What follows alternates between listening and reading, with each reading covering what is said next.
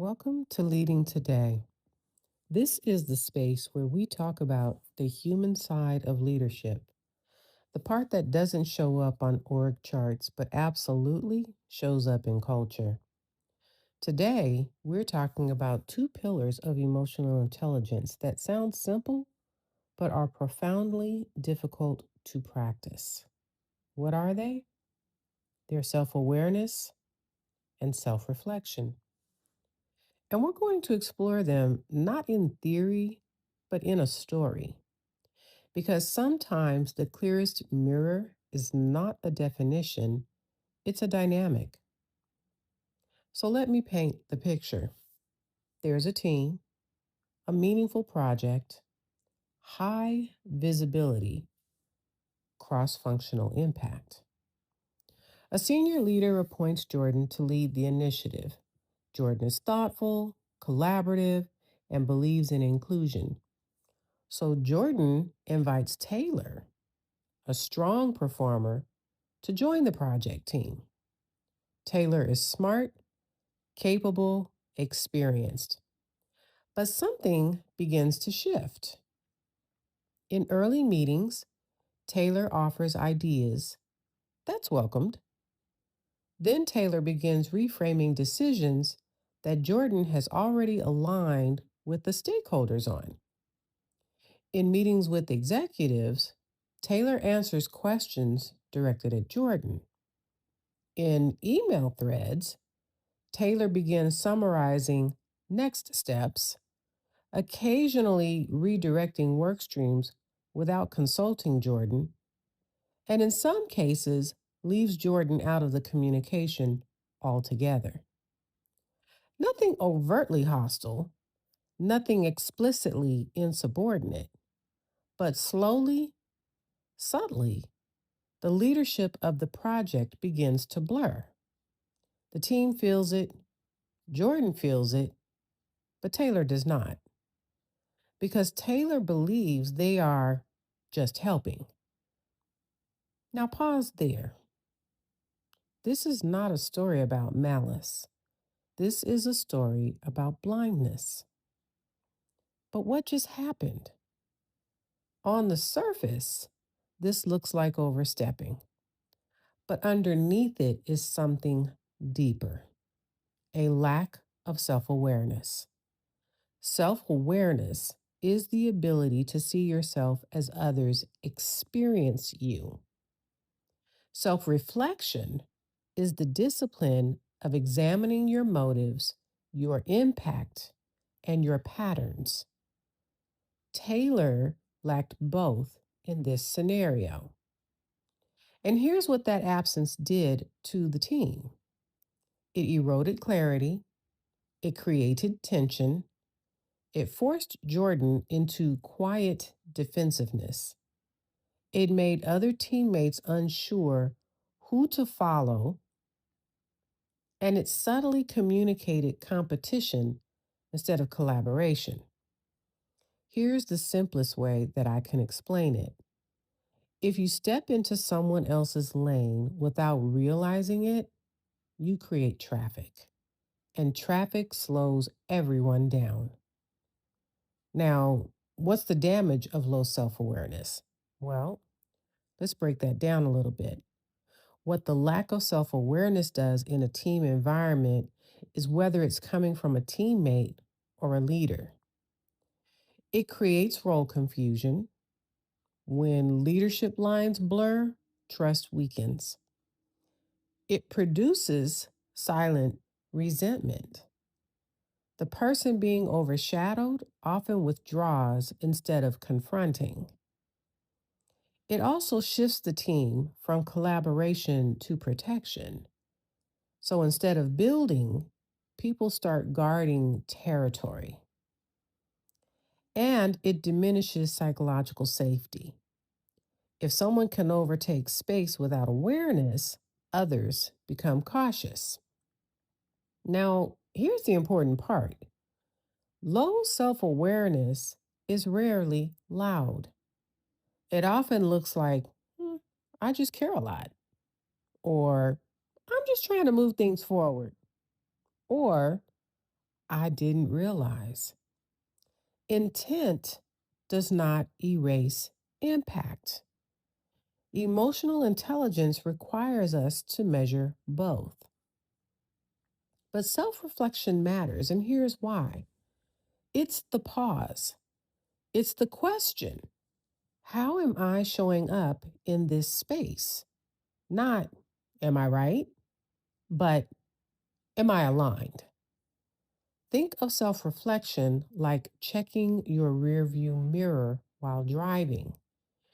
You may not intend to drift into another lane, but you don't check, and thusly you will. Self reflection allows you to ask: am I speaking more than the project lead? Am I redirecting decisions that aren't mine to redirect?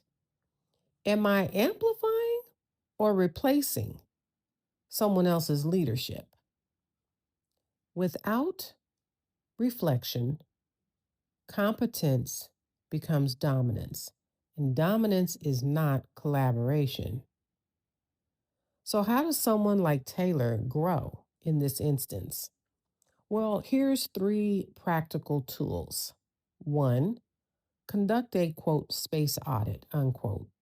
After meetings, ask: how much space did I take? Did I answer questions meant for the project lead? Or did I reinforce the leader publicly?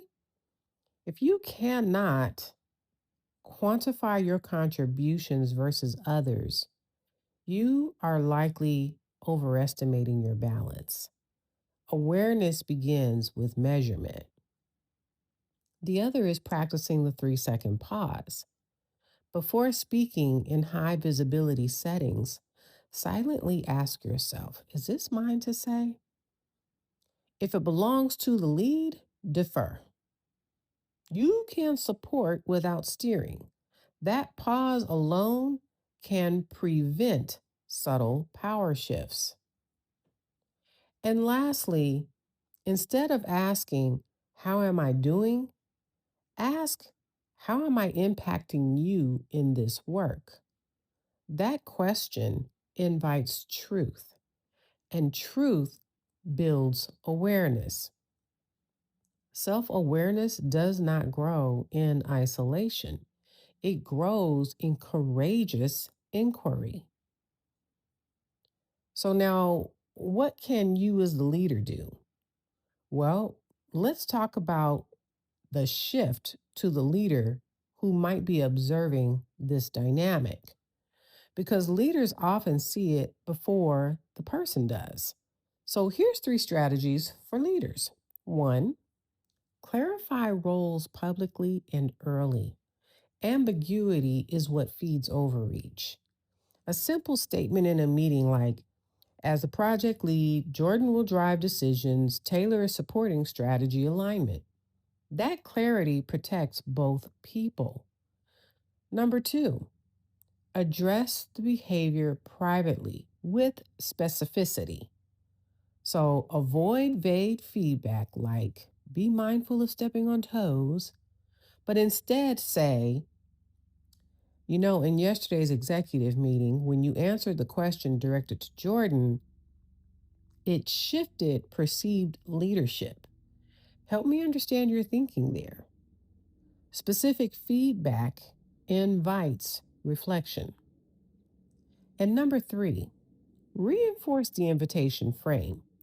Remind the invited teammate, hey, you were brought in for your expertise, not to carry the leadership weight. Let's preserve that distinction. Sometimes people overstep because they feel they must prove their value. Reframing restores balance. So, the deeper leadership lesson here is really about the larger truth. Inclusion without emotional intelligence can create unintended competition.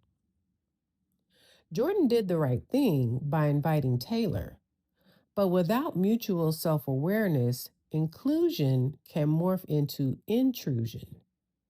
And when that happens, teams fracture quietly. Emotional intelligence is not about being kind, it's about being conscious. Conscious of your presence, conscious of your influence, conscious of your impact. So if you're leading teams right now, ask yourself, where might self awareness be missing? Where might reflection be absent? And where might someone think they are helping while actually harming the dynamic? And here's the harder question: where might that someone be you? Because leaders can overstep too. When leaders override their project leads publicly, they replicate the same dynamic, just with more authority. Self awareness is not hierarchical, it's universal. So I leave you with this: self awareness is the difference between intention and perception. Self reflection is the bridge between them. If you want high performing teams, you must cultivate both. Because when self awareness walks out of the room, ego quietly walks in. You know what else? It takes a seat, it leans back, and it just sucks it all in. But reflection is repair because ego is expensive. Thank you for joining me on Leading Today. If this resonated, share it with a leader or a teammate who values growth. And until next time, lead consciously. I'm Dr. Lisa Bagby. Thank you for joining me on Leading Today.